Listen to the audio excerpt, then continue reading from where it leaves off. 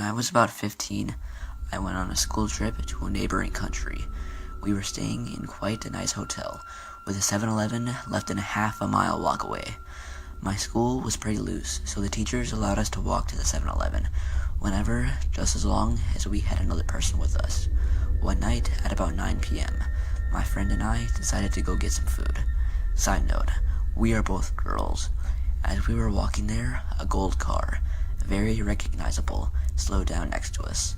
The windows rolled down to reveal 4 men, all about in their mid-20s in army uniforms. They started catcalling and wolf whistling, making us feel uncomfortable in general. We scoffed and kept walking, hoping they'd leave us alone.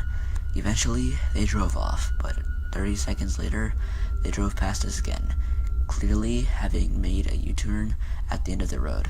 This time, their calls were a lot more creepy, saying that we were their type and it was going to be a fun night.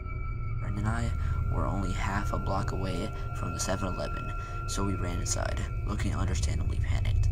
We started browsing the store, but were too freaked out to buy anything.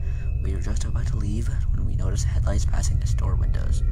We turned to the front door and saw the gold car slowly doing circles around the car park. My friend and I really started freaking out, at which point the clerk in the store noticed. He asked us if we were okay, and we explained the situation to him. He said he'd handle it and went outside. We saw him lean into the gold car and making hand motions as if telling them to go away. The gold car drove off, and we breathed a sigh of relief. We thanked the clerk and bought some food. Just as we were about to leave again, the clerk made a weird face at the door. "Hang on a second," he said.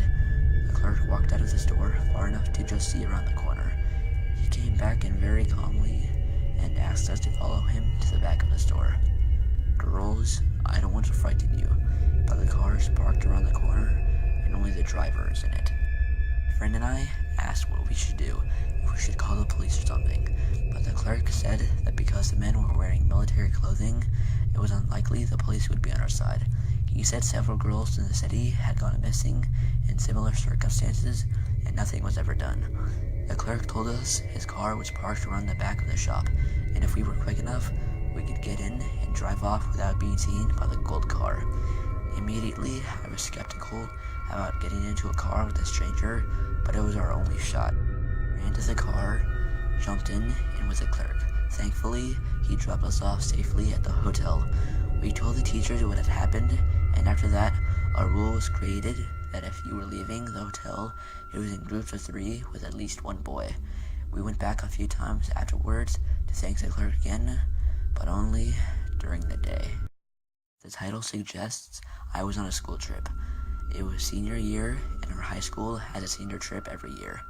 Other schools have these too, I'm sure. My whole class, a whopping 23 students, started fundraising at the start of 8th grade year. Living in a remote town in Northern California, we decided as a class to go down to LA for a week.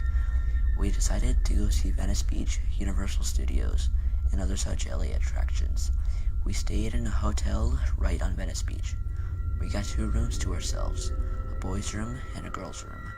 I got to stay in the girls' room, because all the beds were taken in the boys' room. Me being the 275-pound, 6-foot-tall motherfucker I am, whenever anyone wanted to go out to walk around, I would walk with them. Because I am polite, this is where things take a bad turn. The girls wanted to go out, so she asked me to come along. I agreed and went with her. Walking down the sidewalk next to the beach, her phone rang. It was her other friend wanting to chat, so she went to go talk to her. I sat down on a bench while she talked. I could still see her, of course, but she was far enough to be out of earshot. There are a few people around because it's LA and there are always people around. There was a man stumbling about, tattoos out the ass, probably. I have nothing against tattoos, trust me, I'm just describing him.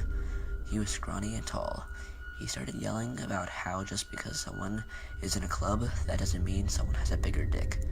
I was very confused and sure I was missing most of the story. He walked towards a couple that were at a table, and they said something and he walked away. Away from them, towards me. I instantly tensed up. I have had almost 0 fighting experience and was not ready to deal with a drunk guy. He locked eyes with me, walked up to me, turned so that he was perpendicular to the way I was facing, and pulled out a knife. I froze. It wasn't really a knife, it was one of those X-Acto knives used in art and shit. I don't know what they're used for. I did not care about the type of blade, just very aware that it would hurt if it jammed into my neck. The girl was walking back by this time and saw him pull the knife. I looked at her, and she started to walk towards the hotel, which was no more than 2 minutes away. He then proceeds to hold out his arm. This is when I noticed the track marks on his arm. He was a junkie. I instantly started thinking about what my final words should be, but instead of saying anything to me, he looks down at his hand. He starts mumbling about something. I was too freaked out to worry about the semantics of a heroin ramble. He takes a knife and starts cutting the top of his hand. I see the blood pour out of the first slice. My heart is no longer felt anywhere on my person. I stop breathing. My brain remembers that I do in fact have working legs. I get up and walk towards the hotel.